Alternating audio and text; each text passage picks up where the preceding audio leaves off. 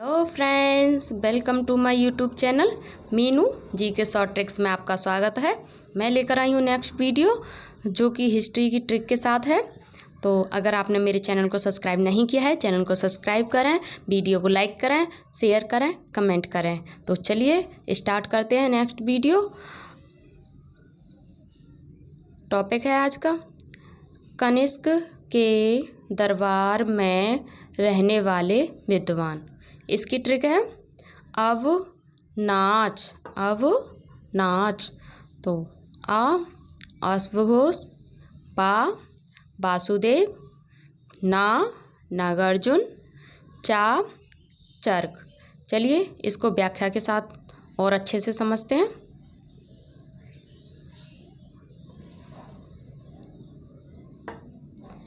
कनिष्क का राज्य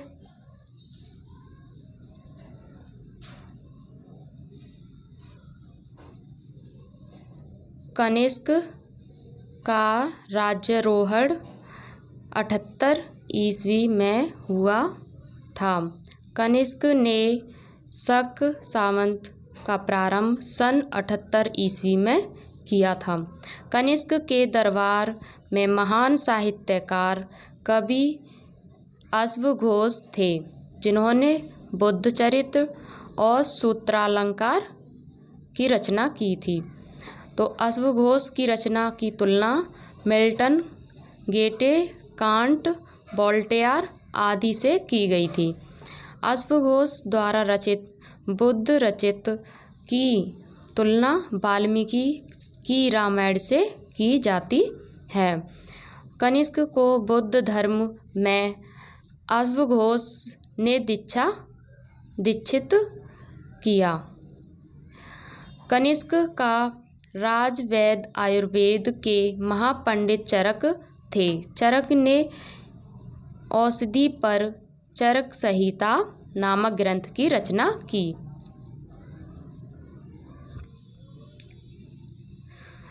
वासुदेव ने बौद्ध धर्म के विश्वकोश महाविभास सूत्र की रचना की थी।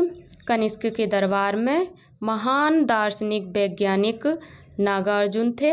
इनकी तुलना मार्टिन लूथर से की जाती है। इनको भारत का आइंस्टीन भी कहा जाता है।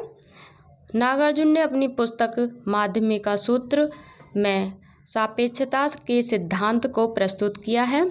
शून्यवाद के व्याख्याकार नागार्जुन हैं। चलिए नेक्स्ट टॉपिक देखते हैं। नेक्स्ट टॉपिक है हमारा गुप्त शासकों का क्रम। गुप्त शासकों का क्रम श्री चंद्र समुद्र रामचंद्र कुमार स्कंदपुरु घगोत्स नरकुमार बुद्ध भानु कुमार विष्णु। श्री चंद्र समुद्र रामचंद्र कुमार स्कंदपुरु घटोत्कच नरकुमार बुद्ध वेणु कुमार विष्णु। श्रीगुप्त चंद्रगुप्त प्रथम, समुद्रगुप्त, रामगुप्त, चंद्रगुप्त सेकंड, कुमारगुप्त फर्स्ट।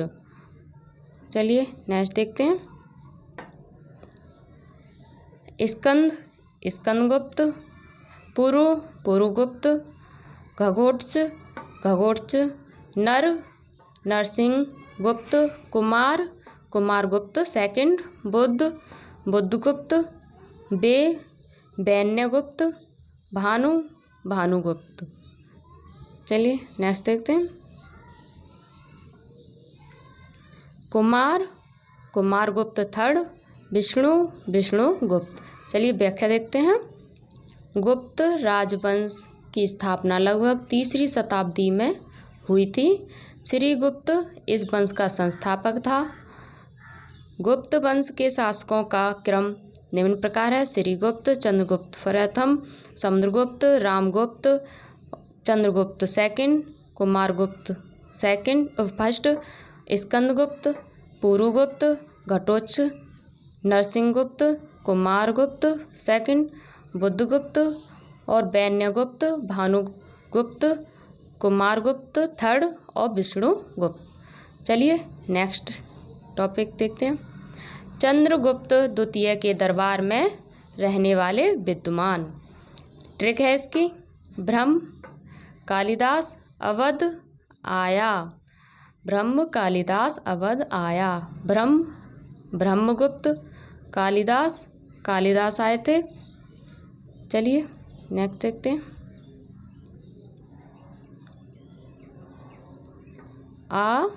अमर सिंह बा बराह मिहिर धा धन्वंतरी आया आर्यभट्ट। चलिए इसकी व्याख्या देखते हैं।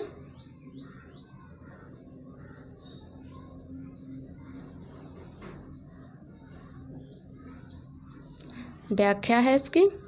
चंद्रगुप्त द्वितीय के दरबार में नवरत्न थे।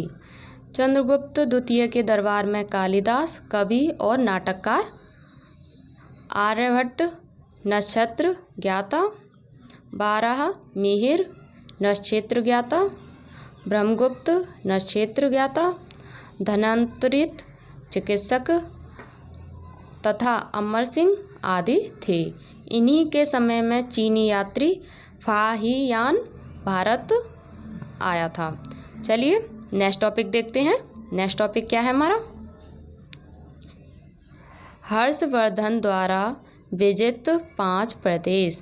ट्रिक है पंजाबी काना मंगाऊ। पंजाबी पंजाब हो गया, काना कान्य कुब्ज, माँ मिथिला, गा गोड़ उड़ीसा। चलिए इसकी व्याख्या देखते हैं। पुष्यभूति वंश का संस्थापक पुष्यभूति था। हर्षवर्धन 606 ईस्वी में थानेश्वर के सिंहासन पर बैठा था। हर्षवर्धन ने 5 प्रदेश जीते: पंजाब, कान्यकुब्ज, मिथिला, उड़ीसा और गौड़ प्रदेश। चलिए नेक्स्ट देखते हैं। नेक्स्ट टॉपिक है हमारा हर्षवर्धन रचित ग्रंथ। हर्षवर्धन द्वारा रचित ग्रंथ। ट्रिक है रत्ना को नाग प्रिय है। रत्ना को नाग प्रिय है। तो चलिए ट्रिक के साथ अब देखते हैं। रत्नावली का को हमने सेंटेंस पूरा करने के लिए किया है, ट्रिक को पूरा करने के लिए। नाग नागानंद, प्रिय प्रियदर्शिका, है को भी हमने ऐसे ही लिया है। चलिए अब इसकी व्याख्या देखते हैं। हर्षवर्धन ने नागानंद रत्नावली प्रियदर्शिका नामक ग्रंथ की रचना की थी। चलिए नेक्स्ट टॉपिक देखते हैं। नेक्स्ट ट्रिक है हमारी हर्षवर्धन के दरबार में रहने वाले विद्वान। ट्रिक है जय हरित मयूर बाढ़। जय जयसेन, हरिदत्त, मयूर हो गया इसका, बाढ़ भट्ट। चलिए और इसकी व्याख्या से अच्छे से समझते हैं। हर्षवर्धन के दरबार में बाढ़भट्ट, मयूर, हरिदत्त तथा जयसेन आदि विद्वान थे। हर्षचरित्र नामक ग्रंथ की रचना बाढ़भट्ट ने की थी। हर्षवर्धन के शासनकाल में ही चीनी यात्री हुएनसांग भारत आया था। हुएनसांग को यात्रियों में राजकुमार, नीति का पंडित, वर्तमान शाक्य मुनि कहा जाता है। चलिए नेक्स्ट टॉपिक देखते हैं। नेक्स्ट टॉपिक है हमारा दिल्ली सल्तनत के राजवंश। इसकी ट्रिक है गुल खिले तो सांस लो। गुल खिले तो सांस लो। गुल गुलाम वंश, खिले खिलजी वंश, तो तुगलक वंश, सांस सैयद वंश, लोधी वंश। चलिए व्याख्या देखते हैं इसकी। मोहम्मद गौरी ने भारत में तुर्क राज्य की स्थापना की। मोहम्मद गौरी अपनी विजित प्रदेशों की जिम्मेदारी कुतुबुद्दीन ऐबक को सौंपकर वापस गजनी चला गया। कुतुबुद्दीन ऐबक ने 1206 ईस्वी में गुलाम वंश की स्थापना की और अपनी राजधानी लाहौर में बनाई। जलालुद्दीन फिरोज खिलजी ने खिलजी वंश की स्थापना की। 13 जून 1290 ईस्वी में की थी। गाजी मलिक 8 सितंबर 1320 ईस्वी में गयासुद्दीन तुगलक शाह गाजी के नाम से राजगद्दी पर बैठा और तुगलक वंश की स्थापना की। सैयद वंश का संस्थापक खिर्ज खां था। खिर्ज खां 1414 ईस्वी में दिल्ली की राजगद्दी पर बैठा। लोधी वंश का संस्थापक बहलोन लोधी था।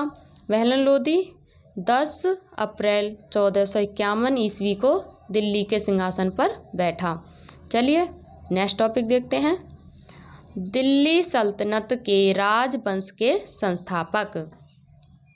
ट्रिक है इसकी, अगर आपने मेरे चैनल को सब्सक्राइब नहीं किया तो प्लीज़ चैनल को सब्सक्राइब करें, वीडियो को लाइक करें, कमेंट करें और शेयर करें। चलिए देखते हैं।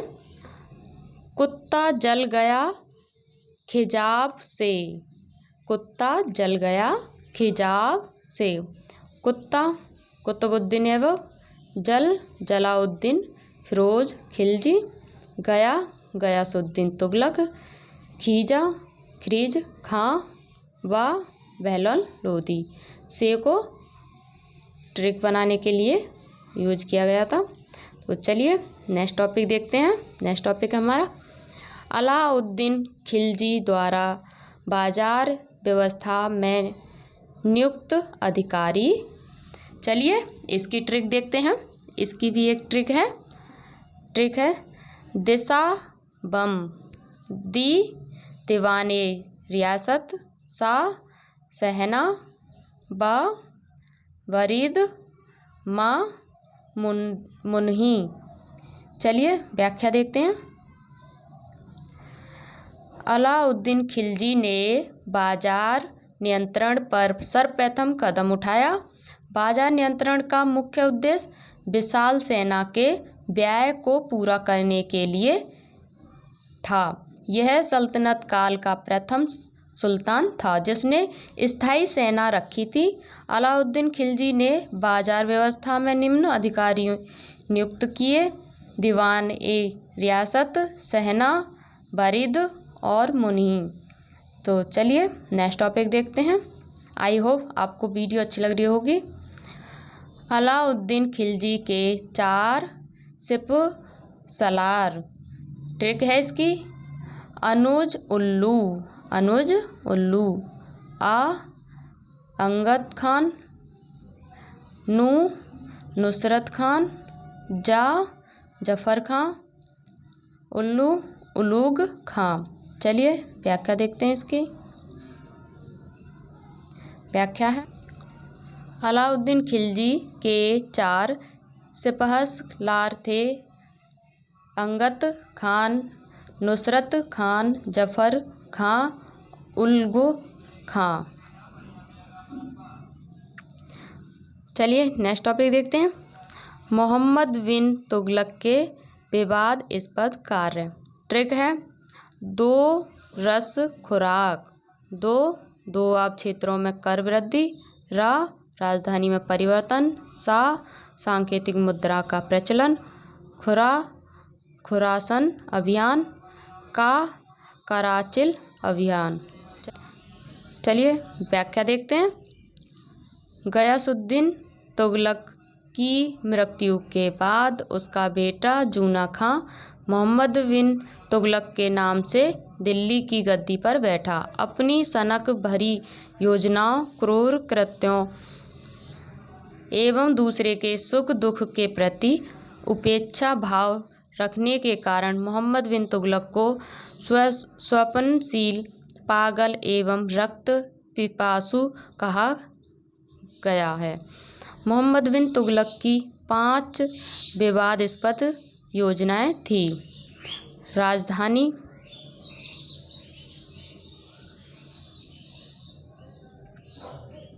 राजधानी दिल्ली का दौलताबाद हस्तांतरण, दोआब क्षेत्र में भू राजस्व की दर कुल उपज का 1/2 हिस्सा करना, सोना चांदी के स्थान पर तांबा पीतल के सांकेतिक मुद्रा का प्रचलन करना और खुरासन का विफल अभियान, कराचिल का विफल अभियान। तो चलिए नेक्स्ट टॉपिक देखते हैं। फिरोज शाह तुगलक द्वारा वसूला जाने वाला कर। ट्रिक है खूजा खाजा, खूजा खाजा, खू खुम्स, जा जकात, खा खराज, जा जजिया। चलिए इसके व्याख्या देखते हैं। व्याख्या है मोहम्मद बिन तुगलक की मृत्यु के बाद उसका चचेरा भाई फिरोज शाह तुगलक 20 मार्च 1351 ईस्वी को गद्दी पर बैठा। फिरोज शाह तुगलक ने राजस्व व्यवस्था में परिवर्तन करते हुए 24 कष्टदायक करों को समाप्त कर केवल 4 करों खार्ज, लगान, जजिया गैर मुसलमानों से वसूला जाने वाला कर और खुम्स युद्ध में लूट का माल, जकात मुसलमानों से लिया जाने वाला कर को ही प्रचलन में मुख्य रूप से रखा था। चलिए नेक्स्ट टॉपिक देखते हैं। नेक्स्ट टॉपिक है हमारा सल्तनत कालीन सेना का विभाजन। ट्रिक है पहला घर, पहला घर, पैदल सेना, है हाथी सवार सेना, ला को हमने ट्रिक बनाने के लिए किया है, घा घुड़सवार सेना, रा को भी सेंटेंस बनाने के लिए किया गया है। तो चलिए नेक्स्ट टॉपिक देखते हैं। नेक्स्ट टॉपिक हमारा सल्तनत कालीन सैन्य व्यवस्था।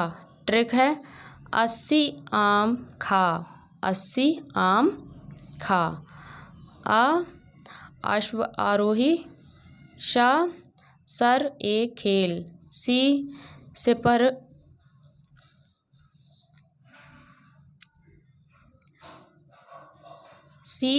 सिपहस लार, अमीर, माँ मलिक, खा खान। चलिए नेक्स्ट टॉपिक देखते हैं। नेक्स्ट टॉपिक है हमारा सल्तनत काल में भूमि का वर्गीकरण। ट्रिक है सवई खां, सवई खां,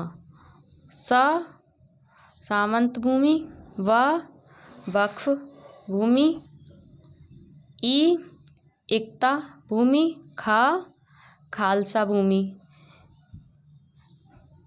चलिए नेक्स्ट टॉपिक देखते हैं। नेक्स्ट टॉपिक है हमारा सल्तनत काल में बटाई का प्रचलन। ट्रिक है रास खेल, रास खेल, रास बटाई, खेत बटाई, लंक बटाई। चलिए नेक्स्ट टॉपिक देखते हैं। मुगल वंश के शासक क्रम से। ट्रिक है बाब, हुम, अकबर, शाह और बहादुर जहाँ, फरुख, मोहम्मद, अहमद, आलम शाह, अकबर, बहादुर शाह। बाब बाबर, हुम हुमायूं, अकबर,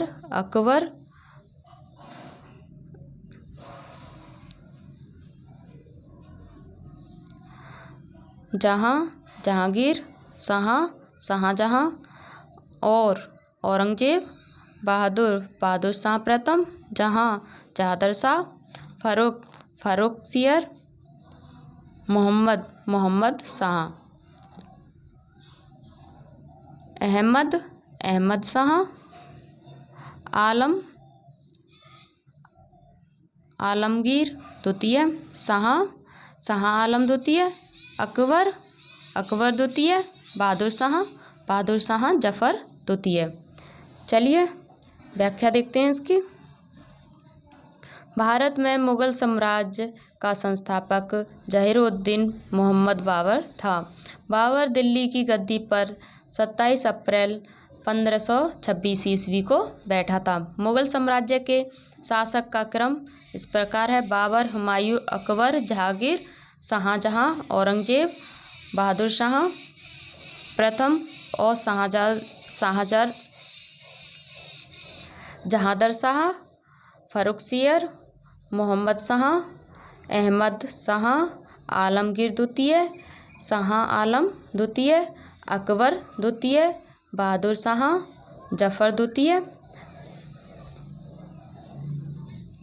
अंतिम मुगल बादशाह बहादुर शाह जफर द्वितीय था।